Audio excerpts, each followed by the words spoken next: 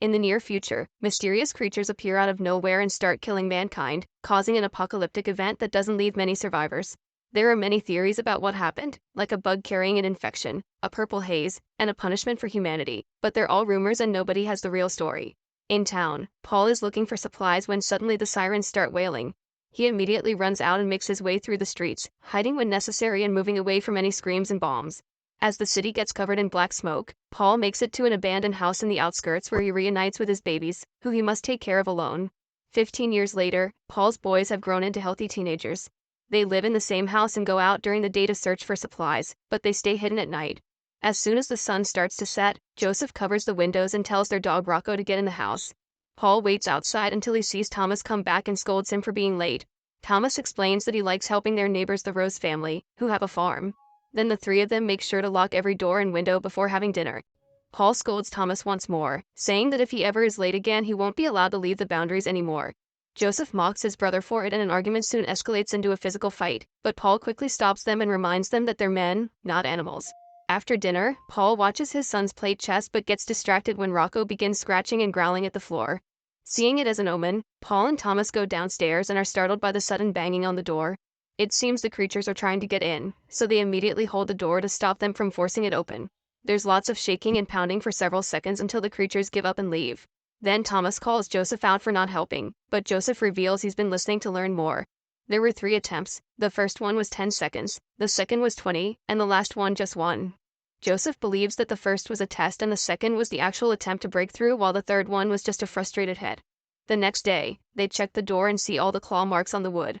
The door has lost strength, so Paul and his boys go out to look for wood to reinforce it. They bring all their findings back to the house, and while Thomas chops the wood, Paul checks on Joseph, who is building something in the barn. After some prodding from Paul, Joseph admits he's been trying to build a vehicle because he's tired of feeling confined and scared. However, he can't make it work. Paul is impressed and takes a look, quickly making a couple of changes that finally makes the car run. Excited, Paul takes the teens on a ride to teach them how to drive. They go home after an hour of wandering and Paul announces the windows still need reinforcement, so he sends the boys to the river to salvage. Thomas gets mad because he had been promised he could go to the farm today, but Paul says this is more important. The brothers leave in the car and Thomas starts blaming Joseph for this, saying Paul sent Thomas just to protect his brother. Joseph doesn't think he needs protection, so Thomas gets out of the car when they pass by the farm and asks Joseph to pick him up on the way back. In the house, Paul finishes reinforcing the door and takes a break to smoke alone by the waterfall. As he looks around, he sees a black creepy hole in the rocks. Meanwhile, Joseph goes to the river and ties himself to the car before descending into an old abandoned ship to look for supplies. Inside a locker he finds a pin-up from a dirty magazine, which leaves him speechless for a second. Then he looks further inside and is suddenly startled when a bunch of bugs come out from a trash pile. They fly around him and try to reach his skin, so he has to get out of there fast. At the farm, Thomas helps the family with the chores, but it's soon revealed that his main reason to go there is the owner's daughter Charlotte. It's clear that the teens have a crush on each other and they go for a walk together on the field. Charlotte shows Thomas a rope tied to a tree, explaining that when she was little, she was only allowed to play outside if she was touching the tree, so she would tie herself to have more room to run while technically still attached to the tree. They also play a game in which they share crazy theories about what caused the apocalypse. When it's time for Thomas to go, Charlotte gives him a tight hug. The sun is starting to set, so both boys need to hurry up. Paul returns home and gets worried when he finds Rocco, but neither of his sons. Joseph gets back in the car and at first it wouldn't start, but after a few tries he finally gets it moving.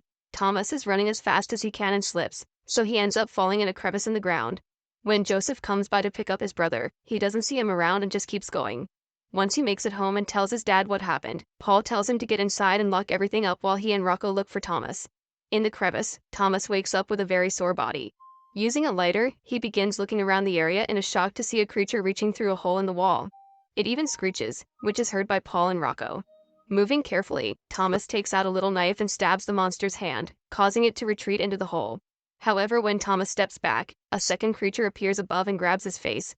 Thomas has trouble breathing, but before he can pass out, Paul arrives and pulls the monster back to quickly kill it. After making sure Thomas is fine, Paul and Rocco find a tunnel that takes them right into the crevice. It's dangerous to run through the forest at this hour, so they decide to stay in the crevice until sunrise for protection and block the entrance. They can hear the creatures coming through the hole, so they get a flare ready, only for the ground to start shaking. It turns out the monsters are now moving underground and trapping the group in the crevice by covering the exit with dirt. As Rocco keeps on barking and the crevice won't stop rumbling, Paul tells his son and the dog to move back as he puts the flare inside the hole that is opening in the ground. When the creatures try to reach out, Paul creates a small explosion that sadly hits him as well. In the house, Joseph hears lots of creaking and starts planning. Minutes later, he sits in front of the main door with a rope tied to his chair, and he falls asleep. Soon a creature moves the wood covering a hole in the door and reaches inside, making its nail grow to test if Joseph is truly asleep. When the boy doesn't react, the creature comes inside, only for Joseph to reveal he was pretending and pull the rope. A cage falls from the ceiling, instantly capturing the creature. Proud of himself, Joseph covers the cage with a blanket and goes to sleep. The next morning, he's worried because the others haven't come back yet, so he goes out in the car to search. Meanwhile, Thomas has dug through the fallen dirt to open the entrance again and is dragging his heavily wounded dad out. Rocco comes out as well and follows the noise of the car to find Joseph and guide him back to his family. The brothers immediately work together to carry Paul to the car and then to his bed at the house. While they discuss how to proceed, Thomas finally notices the cage and looks under the blanket, which causes the creature to go crazy. Joseph immediately puts the blanket back, explaining that light hurts the monsters. Then they bandage Paul's wounds while Joseph explains that last night the creature took 8 seconds to come in, the shortest time yet. He's also sure there was a second creature that went away. Their behavior is changing too quickly and Joseph concludes something isn't right. Thomas points out that the creatures are smart. Last night they killed a bunch in the cave and maybe they came here for revenge, because Charlotte said they rarely go to the farm. Joseph doesn't think they killed the creatures, he thinks only Paul did it. To prove himself, Thomas tries to kill the creature in the cage. Joseph tries to stop him because he wants to study it, and in the struggle the monster comes out, quickly hiding under the bed. When it finally peeks out, Rocco starts barking at it, so the monster transforms to attack. Joseph rushes to hold it down and Thomas then cuts its head off with an axe.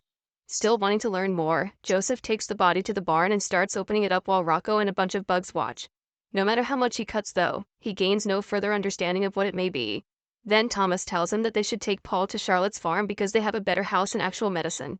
Joseph doesn't think the roses will help him, but Thomas forces him to come along.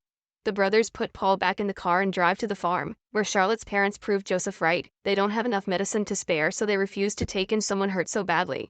Charlotte protests, but she's ignored. However, her parents do agree to let Thomas stay, which would leave Paul and Joseph with more resources at their house. Joseph immediately walks away, and when Thomas follows him, an argument ensues in which Joseph blames Thomas for their dad's incoming death. Furious, Thomas pushes his brother to the ground and starts choking him, but when he realizes what he's doing he pulls back. Joseph immediately gets in the car and drives away with his unconscious father, so Joseph joins the family at the farm.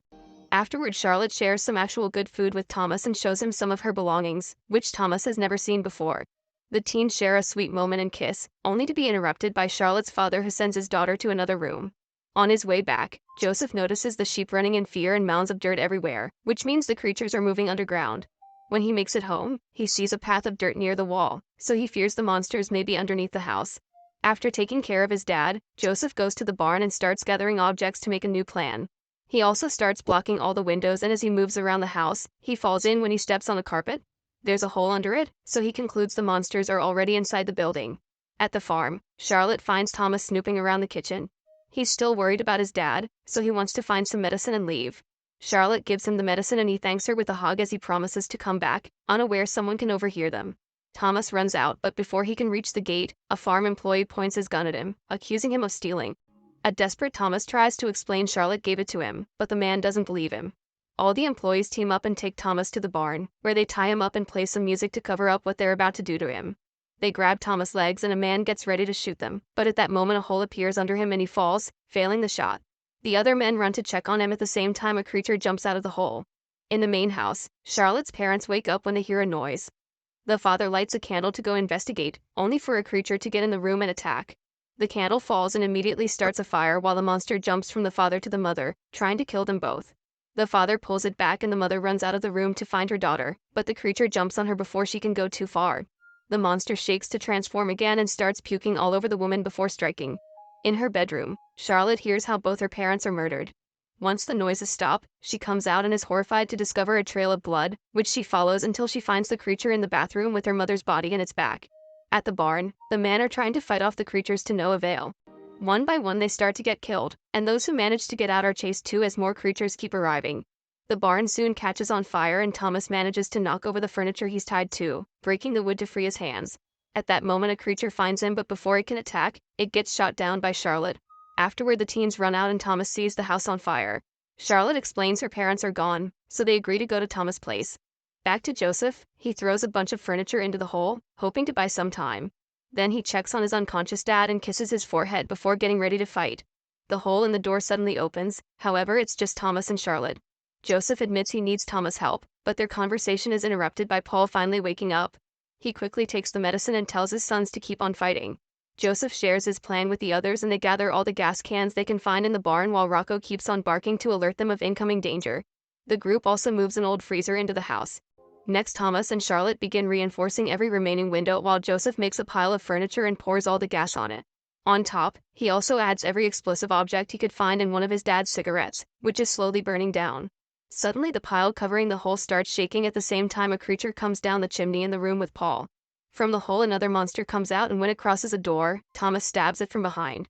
The creature immediately attacks back, but Thomas retrieves his knife and stabs it in the head, actually killing it now. A third one goes after Charlotte and she quickly shoots it down. Then the duo runs to rejoin Joseph and they begin moving the freezer again only for the door to open behind them, revealing Paul is up and covered in blood because he killed the chimney monster. Paul takes Charlotte's gun and starts shooting at the floor to hit the creatures downstairs. However, the horde is huge and soon it appears in the corridor, running towards him. Paul kicks the first one to cause some shaking, and the weight makes most creatures fall through the floor. A few monsters still manage to stay, but the teens run to kill them before they can hurt Paul, who is impressed by the trio's teamwork. Afterward, the three teens and Rocco run to the freezer. Instead of following them, Paul closes the door and stays to buy them some time. The group hides inside the freezer while Paul remembers the day he held his babies tightly, telling them it would be okay. A new horde of creatures bursts in and Paul distracts them until the pile of furniture finally explodes, causing the whole house to crumble and catch on fire. The freezer starts rolling and keeps going for several minutes. When it finally stops, the teens come out and desperately search the debris for Paul, only for a creature to suddenly jump out. The group runs to the car and drives away as the monster chases them covered in fire. Charlotte's bullets don't do anything, so when the monster is close enough, she hits it with her gun and makes it fall apart. A few miles later, the group stops the car and looks at the stars, which they never saw before because they were always inside at night. The next morning the group returns to the house and decides they don't want to rebuild the same place. After gathering any supplies they could find, they bury all their loved ones and say a final goodbye. Afterward, the three teens and Rocco leave in the car, hoping to find a new home in the farms down the valley.